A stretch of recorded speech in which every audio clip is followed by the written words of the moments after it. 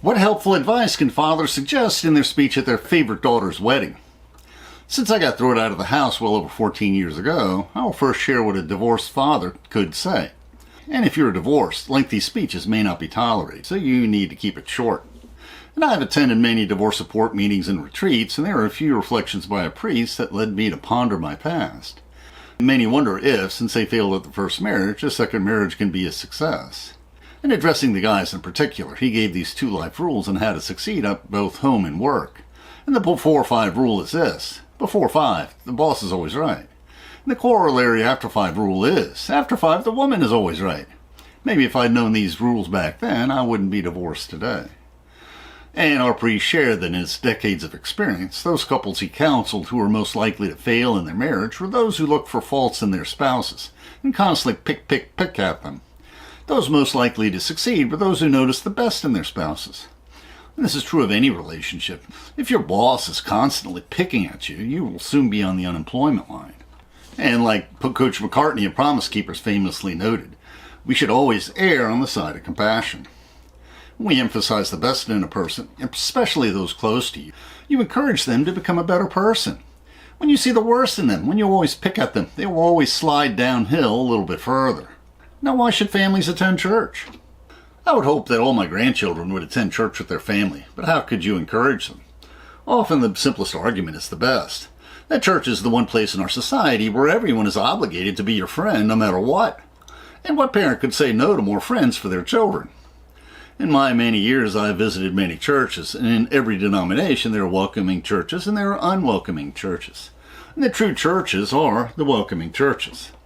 There's only one place in the New Testament that mentions church, which is the verse in Hebrews that exhorts us to meet together regularly to encourage one another. So if there isn't a lot of friendliness or encouragement going around in the church you're attending, that ain't much of a church. I could end it right here, and this is a good ending. We could ask, why should we attend church? Should we leave the cameras rolling? Now, we all know that the major college football teams have booster clubs. My barber many years ago was a lady who was a rabid Seminoles fan. When you walked into her shop, you would think you had walked into a football memorabilia museum with the autographed posters of football players and coaches, and the banners and the footballs and the helmets. She was always enthusiastically talking about all the games. She drove all the way to Tallahassee so she could hoot and holler in the stands.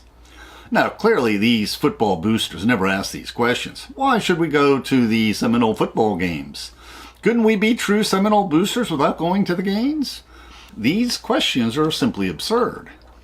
Now, wouldn't it also be absurd for Christians to ask why they have to go to church if they're truly Christian? So let us ask the question in another way.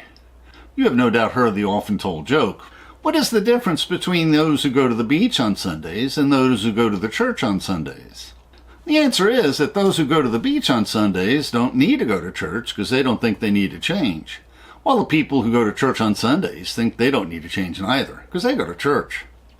Now, nowhere does the Old Testament command us to attend church, but there is one psalm where David longs to be close to God in his house. In Psalm 84, David pines to be in the house of the Lord. For a day in your courts is better than 1,000 elsewhere. I would rather be a doorkeeper in the house of my God than live in the tents of wickedness.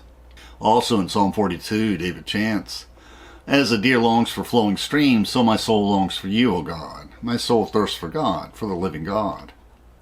Now, I could end it right here, so it's a good ending. What would I have said if my marriage had been a success? Should we leave the cameras rolling?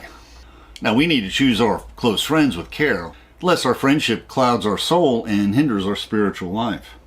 St. John of the Cross teaches us, when our friendship is purely spiritual, the love of God grows with it, and the more the soul remembers it, the more it remembers the love of God, and the greater the desire it has for God. But a sensual friendship decreases in us our love of God and obstructs our spiritual progress. If that sensual love grows, our soul's love of God will grow colder, and it will forget God as it remembers the sensual love. By analogy, when we fall in love and we seek to marry, do we seek someone who will make us happy?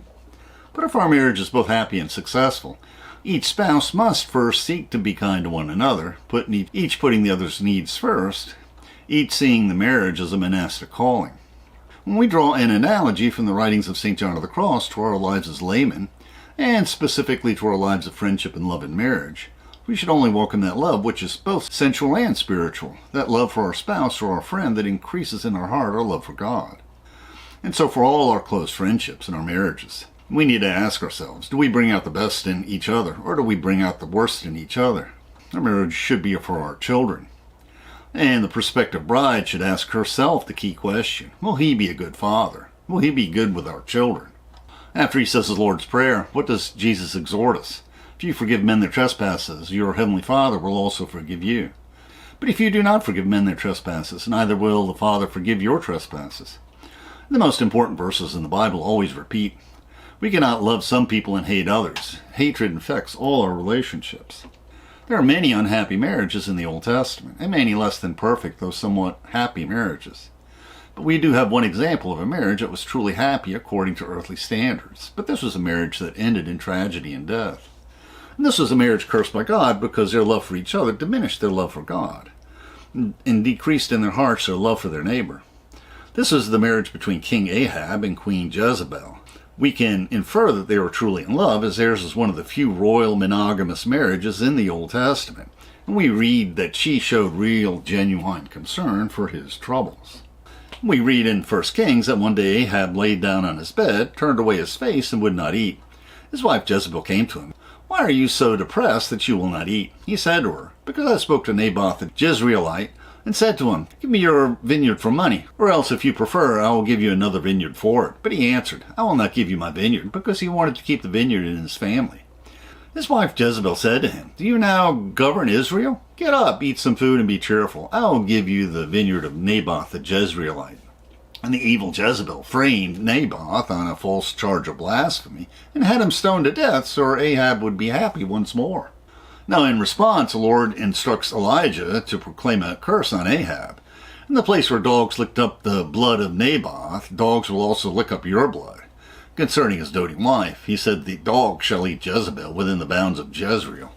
Many years later, after Jehu overthrew King Joram, son of Ahab, with Elijah's blessing and urging, he marched into Jezreel. We read in 2 Kings that when the deliciously wicked Jezebel heard Jehu was coming, Jezebel heard it. She painted her eyes and adorned her head and looked out the window of her palace, taunting Jehu. Jehu yelled up to the eunuchs, and they showed their loyalty to him by throwing Jezebel out the window. And the Bible continues. Some of Jezebel's blood spattered on the wall and on the horses, which trampled on her. Then Jehu went in and ate and drank, and many hours later he said, see to that cursed woman and bury her, for she is a king's daughter. But when they went to bury her, they found no more of her than the skull and the feet and the palms of her hands. And Jezebel was likely devoured alive by the vicious wild dogs that today only live in Africa. Ahab also met an early death, but Ahab's curse was realized nobly, twice removed. From the perspective of a pagan warrior culture, the Lord permitted him to die the noble death of a warrior, since he died in battle, gaining kleos, or glory, gaining a pagan immortality of sorts, as they would be remembered in stories retold by their ancestors, as is celebrated by Homer in his Iliad. Ahab died from a spear thrown at him in the thick of battle. Ahab died standing up, his blood flowing onto the floor of his chariot. Unlike Jezebel, the dogs did not touch his body, but rather when his blood was washed from his chariot, the dogs licked up this water mixed with his noble blood.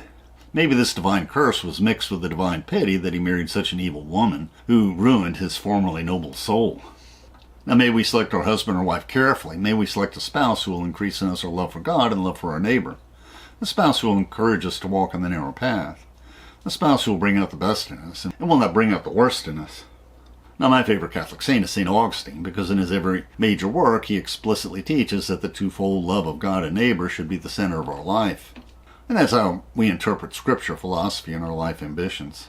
And I might add, my favorite country song is Rhonda Vincent's rendering of, you don't love God if you don't love your neighbor. Now I can end it right here. This is a good ending. Many of our children may face the trauma of losing their job. Should we leave the cameras rolling?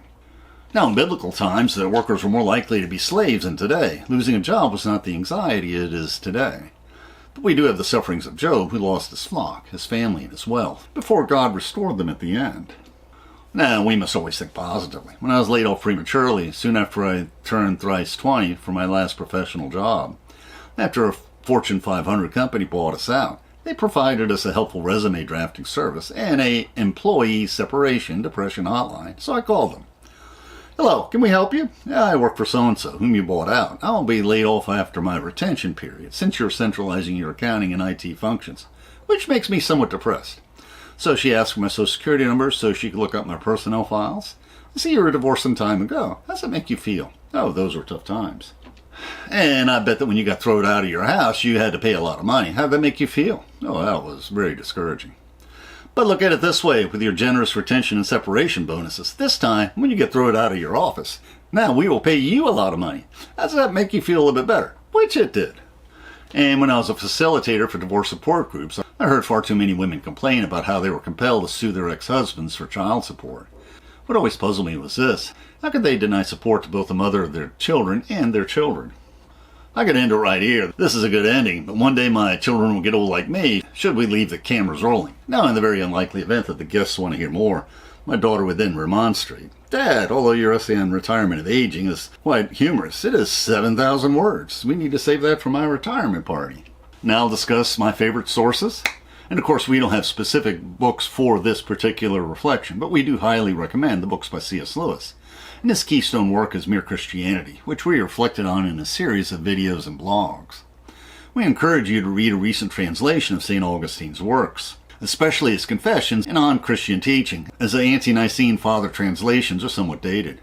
We highly recommend Father John O'Malley's books on the Councils of Trent, Vatican II and Vatican I, as he was the leading Catholic scholar on these councils. And we have several reflections that are book reviews on the Ten Commandments, the Torah and Talmud, the history of the theology of Trent and the Vatican councils, and on the writings of the early and apostolic church fathers, and on the Greek and Roman historians and moral philosophers.